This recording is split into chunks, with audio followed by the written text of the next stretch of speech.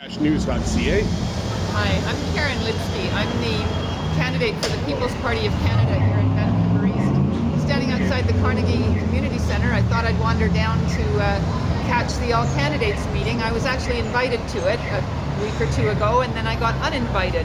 I guess they looked into our policies and somehow assumed that there wasn't anything in it for the people of the downtown east side, which I totally disagree with. I think we're the only party that's willing to actually tackle the root cause and deal with all the levels of addiction, the levels of political addiction, of addiction to government money, and then the chaos on the street that everybody seems to be more invested in fostering than in fixing.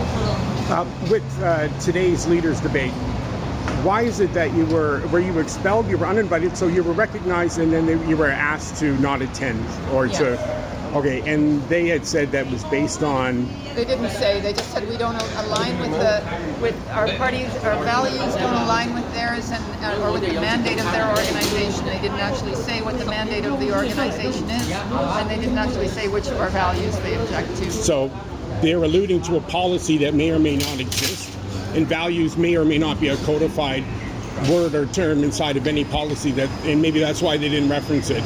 That's kind of dirty pool in politics in Canada, and I'm really glad that I was able to catch you on the steps here of the Carnegie Centre at the corner of Main and Hastings.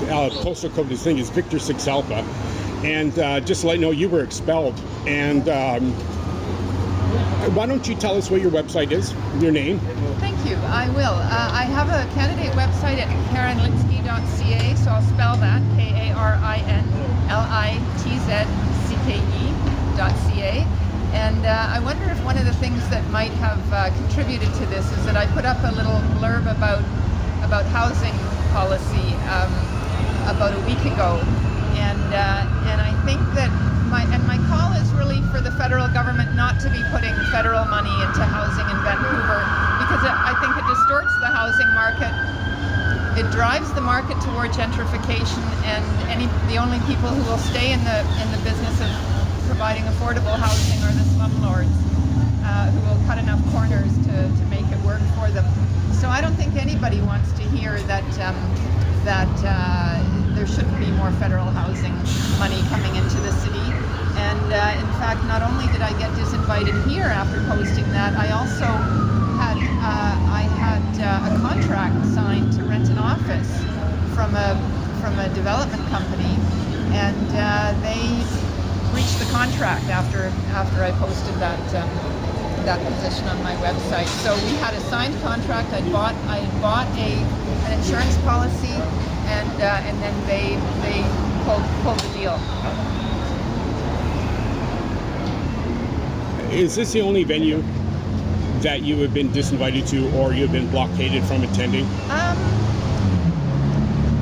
I think so. I'm trying to remember if I was. I don't think. I suspect there have been events that I haven't been invited to, but generally I would have to say people have been very good about having us. Yeah. Local business groups have had us. Britannia Community Centre had us. Mount Pleasant Community Centre included us. So I'd say generally the invitations have been there. This is the first time that we've actually been asked not to come. And to be fair, other parties aren't, the smaller parties are not invited to a range of events. And yeah. It's a tough position for the other candidates to be in. There's a political council culture that seems to go on values that are undefined and ambiguous and never definable, never pointable. And that's where our concern is about the rule of law. It seems to be a bit of an oxymoron and ironic that some of us on the downtown east side would care about that. But I'm going, it is the only thing that keeps us from a lot of hazards that exist inside of society. And I think that the progressive idea is to worry about those things later, or to not make them things to worry about by normalization and facilitating, fostering, some say aiding and abetting, right, stuff to social, societal behaviors, right on down to some would say misdemeanors and even high crimes. But we do have a process in place.